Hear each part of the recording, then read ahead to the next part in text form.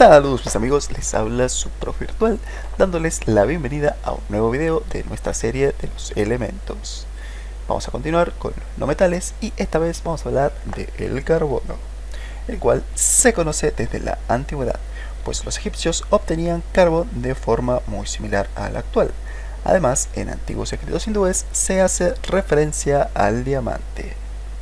El término carbono procede del latín carbo, que significa carbón de leña. Su símbolo químico es la C mayúscula y su número atómico es de 6. Veamos otras de sus características.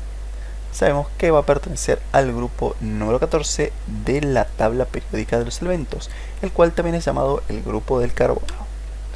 Representa el 0,027% de la corteza terrestre y se encuentra mayormente combinado, es decir que va a ser muy raro encontrarlo en forma molecular.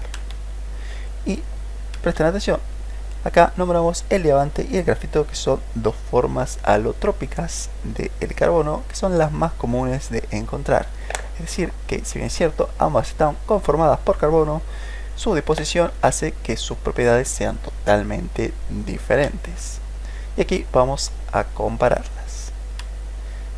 Tenemos una imagen del diamante, un mineral precioso, y el grafito, que parece una roca bastante deslucida. Veamos, el diamante es sólido, es transparente y cristalino, mientras que el grafito va a ser un sólido negro y lustre metálico. La dureza del diamante es extremadamente alta, de hecho es el mineral con la dureza más alta conocida por el hombre, obteniendo un 10 en la escala de dureza, mientras que el grafito es muy blando y untuoso y es posible disgregarlo con el movimiento de la uña. El diamante es un muy buen aislante, mientras que el grafito es un excelente conductor eléctrico.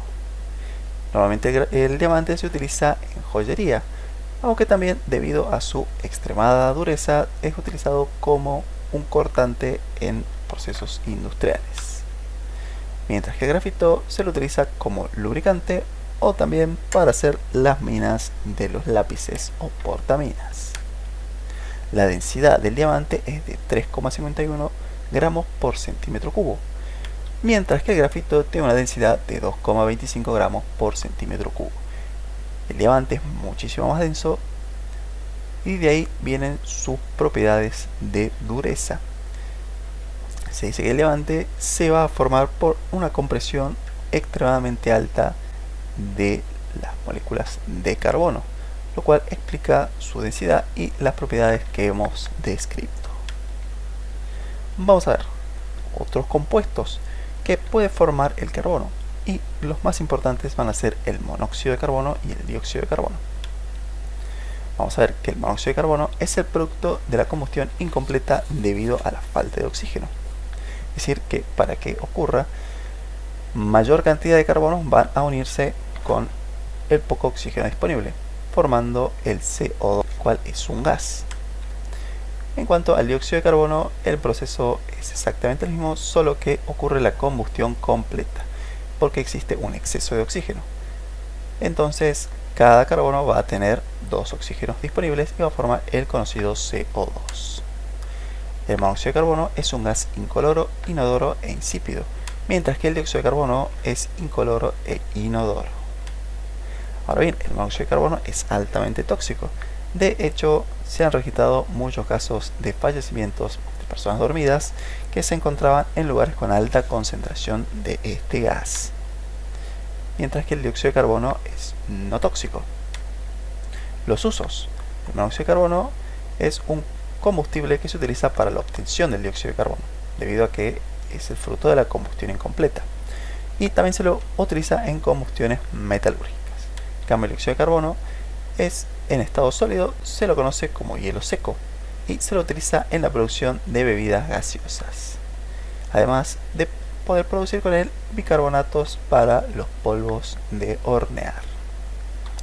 Continuemos y vamos a saber que existen otros compuestos que son importantes, entre ellos los ácidos carbónicos, los cuales también se encuentran presentes en bebidas gaseosas y en su forma diluida desempeñan un papel principal en la formación de las cuevas, pues disuelven el carbonato de calcio, o también llamado calcita, cuando la concentración de dióxido de carbono es alta.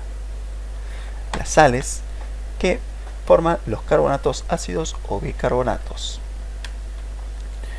También tenemos el cianuro de hidrógeno, el cual es un gas extremadamente tóxico. Y los disulfuro de carbono, los cuales son disolventes industriales de ceras, grasas y celulosas. Vamos a ver el ciclo del carbono. ¿Qué significa esto? Que el carbono va dando vueltas por nuestro planeta en diferentes formas y siempre va cumpliendo el mismo ciclo. Esto garantiza que exista un balance de generación y consumo de carbono en la naturaleza, y se va a utilizar como testigo la molécula del dióxido de carbono. Todo comienza con el proceso de fotosíntesis, en el cual las plantas van a absorber la luz solar y el dióxido de carbono que se encuentra en la atmósfera, para poder producir derivados de la glucosa, que también son moléculas de carbono. De esta forma, las plantas van a fijar el dióxido de carbono en lo llamado carbono orgánico. Este carbono orgánico, a su vez, va a pasar a los animales a través de la cadena trófica. De esta forma, el carbono se encuentra retenido en las plantas y en los animales. Estos, al morir, van a producir que el carbono pase a la tierra, y una vez en la tierra pueden ocurrir dos cosas. Puede pasar muchísimo tiempo y que se ocurra el proceso de fosilización gracias a los organismos descomponedores, y este proceso de fosilización va a permitir que aparezcan los combustibles fósiles, los cuales son utilizados por el hombre para desempeñar muchos de sus procesos. Ahora bien, esto produce que haya emisiones tanto de vehículos como de fábricas de dióxido de carbono, que va a volver a la atmósfera. Ahora bien, los animales y las plantas, mientras están vivos, también van a emitir dióxido de carbono mediante los procesos de respiración. Y a su vez, en el suelo, la materia orgánica va a pasar por un proceso llamado mineralización, que significa que la materia orgánica se va a descomponer en sustancias inorgánicas, y este proceso da como resultado que también se libere dióxido de carbono a la atmósfera. Como vemos, el dióxido de carbono va de la atmósfera al suelo y a los organismos vivos, y repitiendo el mismo ciclo. También se encuentra presente al encontrarse presente en la atmósfera, es conocido como un gas de efecto invernadero, que quiere decir que permite la retención del calor dentro de nuestro planeta, y que este no vuelve a escapar en forma de radiación hacia el espacio. De esta forma garantiza que se mantenga un cierto nivel de temperatura estable. No obstante, debido a que el ser humano realiza un exceso de emisiones a la atmósfera, su concentración se ha aumentado en los últimos años, ocasionando que el efecto invernadero se haga mucho más notorio.